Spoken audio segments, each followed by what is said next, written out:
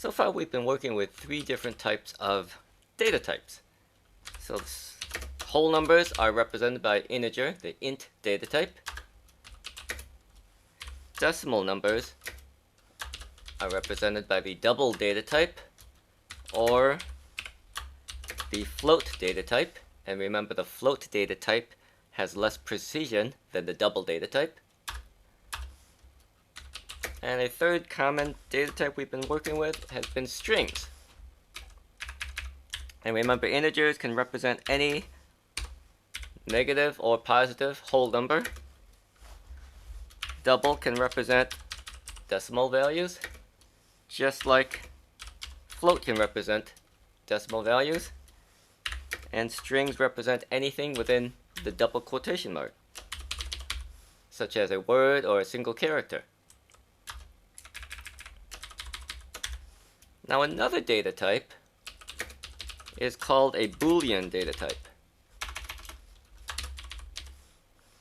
And a Boolean data type can only hold one of two values, either a true value or a false value.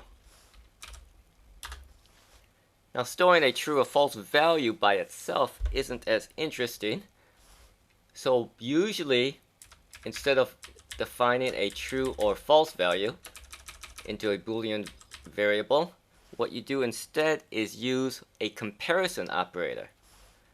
And that comparison operator evaluates to true or false. So simple examples would be this. And let's go ahead and print this. And this double equals sign simply says, is 3 equal to 8? And if we run that, you'll see that that comparison operator evaluates to false, because 3 does not equal to 8. Now if we change this and run it again, 8 is equal to 8, and so it's true. And so when you're comparing two values, you use the double equal sign, and when you're assigning a value, you use a single equal sign. Another type of comparison is the greater than. Is 8 greater than 8? And we can run this, and we'll find that it's false. If we change this value, is 8 greater than 2?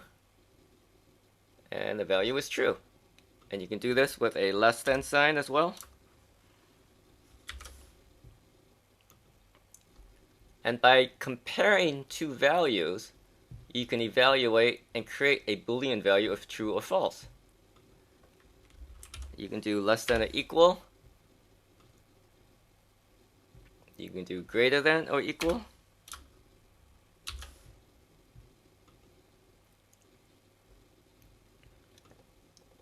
And so some of the different Boolean values you can create is equal. Use the exclamation mark for not equal. There's a greater than, less than, greater than, equal, or less than equal. And if you run this, there we go, we got true, false, false, true. And if you change the values, you'll get different results. Now comparing fixed values is not as interesting because they'll always give you the same result.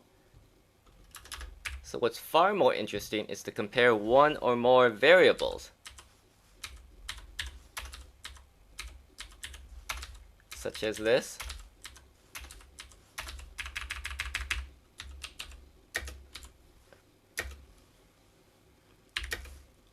And now based on the value of that variable, you will get different results.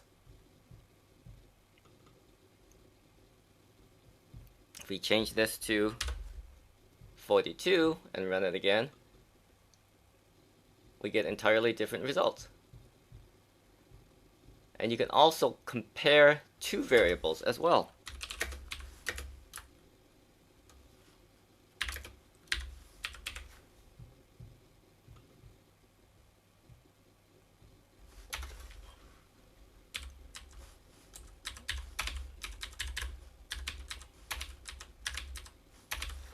And if you run this, you will also get different results. And so the Boolean data type is used fairly often. You can assign it a straight true or false value, or you can use a comparison operator to evaluate to a true or false value. And comparison operators are much more common when working with Boolean data types.